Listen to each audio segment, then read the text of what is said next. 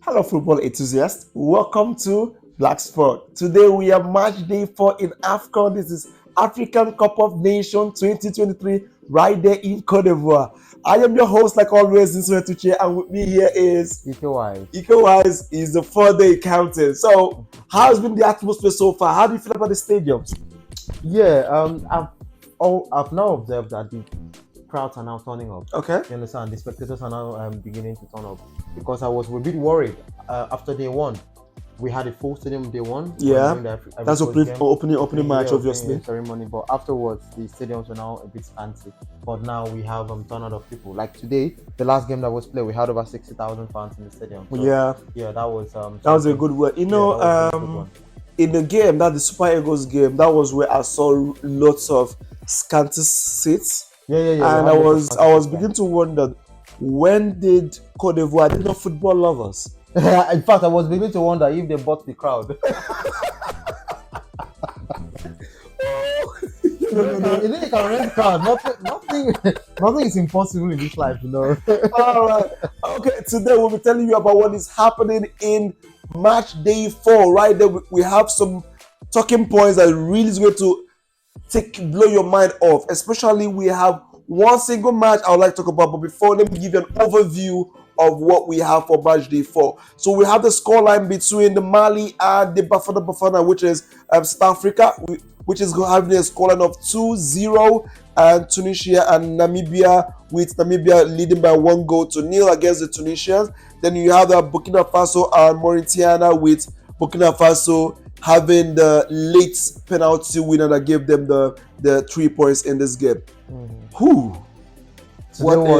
What a fun no draws today. No draws. You know, we've been seeing so much draws. So much draws. I was like, what kind of boring AFCON is this?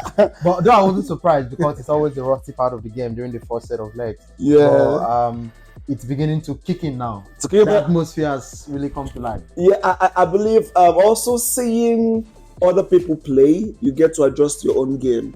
You know? Yeah, true. Yes. When you've seen the mistakes of others, you would not want to make the mistake. Yeah. Because you try and grab whatever point you can as early as possible before others wake up. Yeah, that's what they are doing. before the big teams wake up to the tournament, and I think you've grabbed the 3 points. It is the underdogs are the one that actually taking the bull by the horn in this game. Tournament. I'm telling you. Let's talk about the first game first. Let me just get your input on the first game of today, which is between Tunisia and Namibia, right? That's the first game of today. Yes. Right. So in terms of Tunisia and Namibia game, I watched that game. That game was, should I say, that's the game of the day for me. Really? Yeah, because the Namibians really brought the game to the Tunisians, and I was like, wow.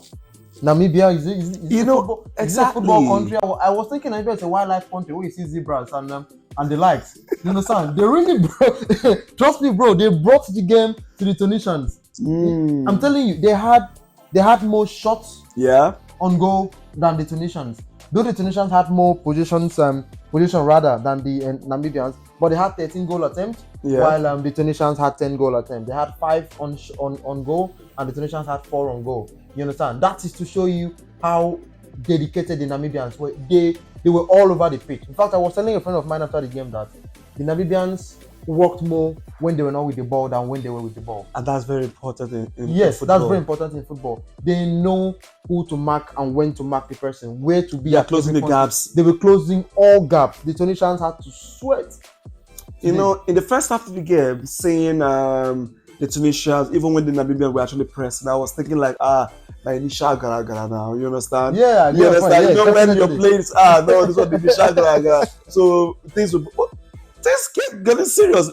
This guy's mean business. Yeah, they meant business. And by the time the Tunisians wake up, the Namibian players are now fully motivated, knowing that these guys, we can beat them. Yeah, definitely. And their keeper was also awesome. The Namibian goalkeeper was amazing as well, fantastic. The defense fully compact and coordinated. The midfield coordinated. The strikers knew how to press the Tunisians. So even when they had now had the lead, they didn't allow the Tunisians mount much pressure on them. They were still taking the attack to the Tunisians. That way, the Tunisians were also trying to defend their goal as well. So the game was so entertaining. I loved every aspect of that game. So looking at this, in this, there do you see WBS as a team to look out for in this tournament?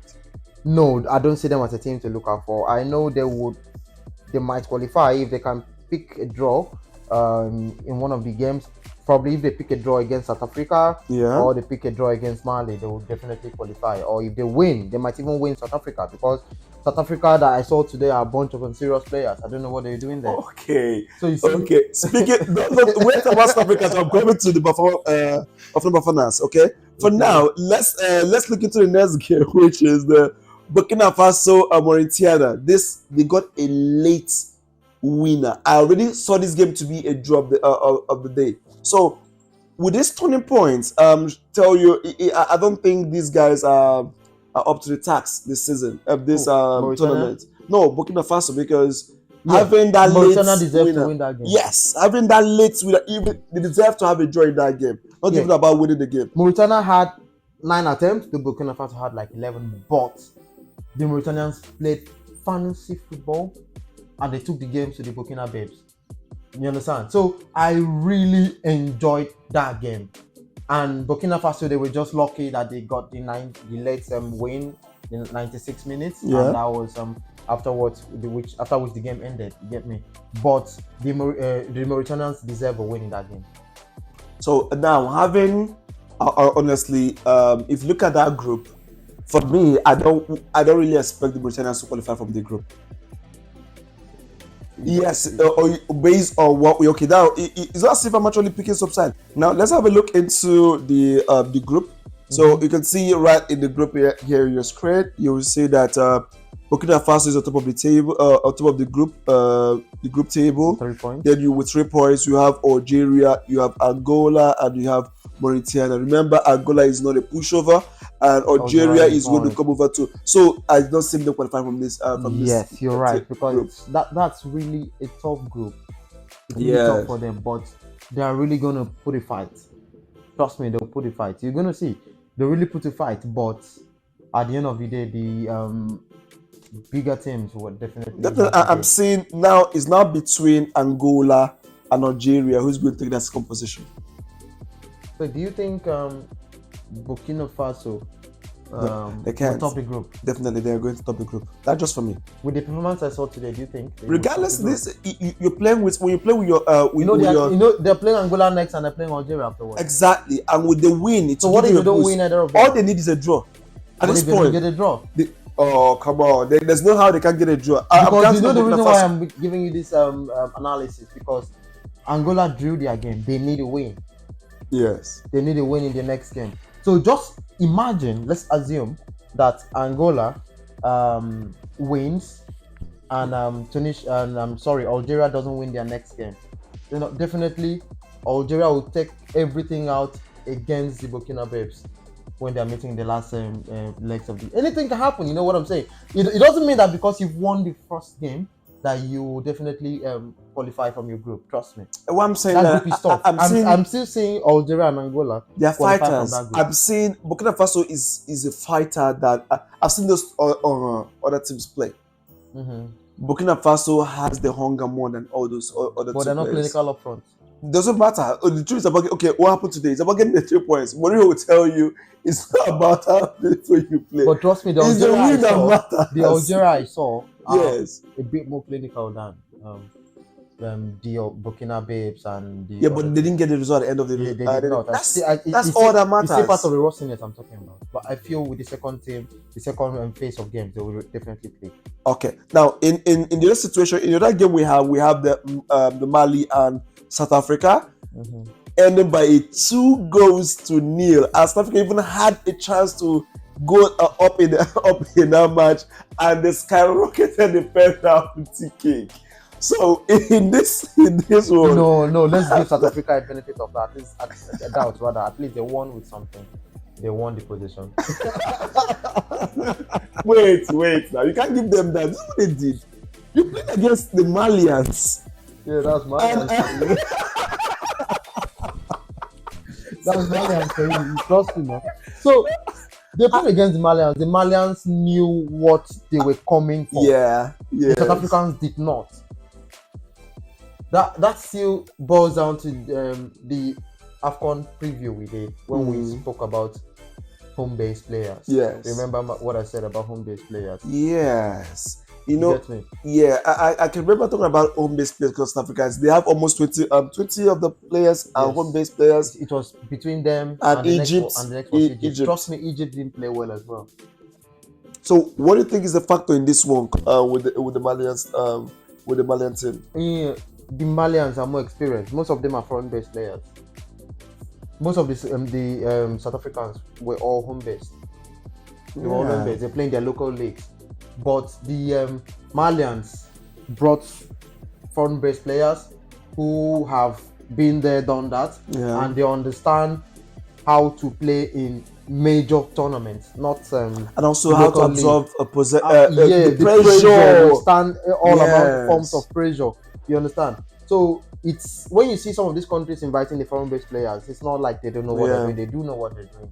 You get me? It's synonymous to, let's just leave the European countries because okay, they have a good league, fantastic league. That's why they have some of their best players always present within their country for them to call up during the games. But trust me, the Europe is actually where the elites are. That's where you get the experience you need for some major tournaments. You understand? That will give you the much needed exposure, if you would put it that way, in terms of major tournament. I mean, if you play in the UEFA Champions League, and you played in the FIFA Club World Cup and FA Cups, the Super Cup, so you'll be able to absorb and withstand much needed pressure in this kind of games.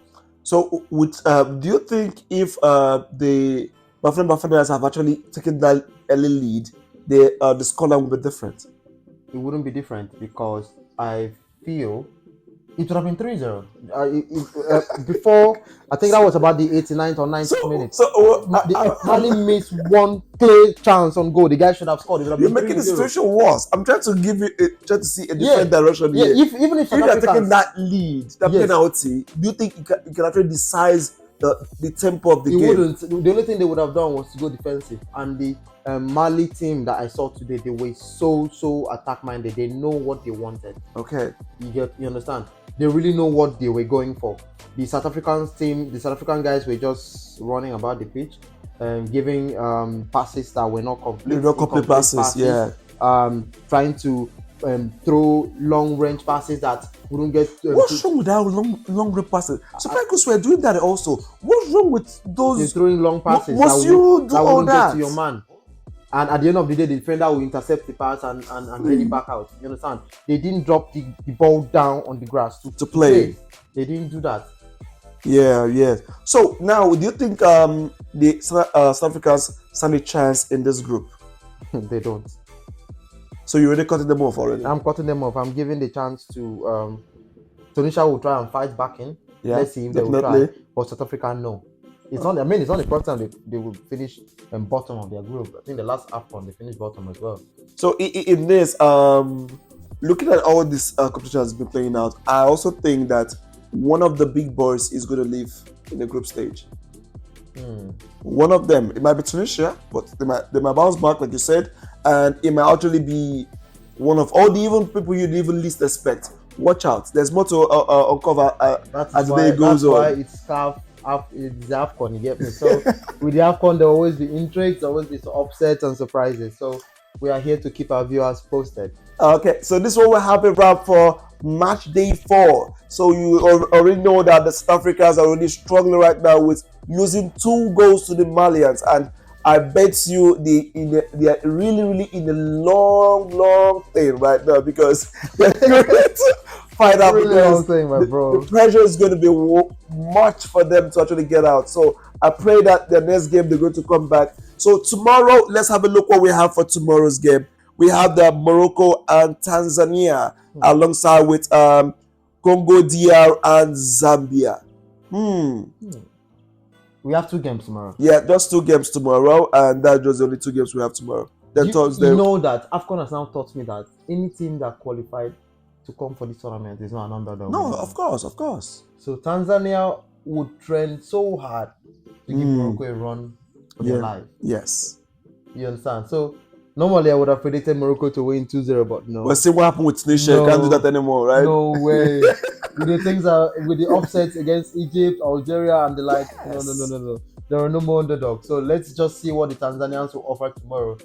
Zambia, Congo. I'm giving it for Zambia. Honestly, Zambia. Zambia. They should win. They should win. Zambia should win. One thing I love about them, they have so much hunger.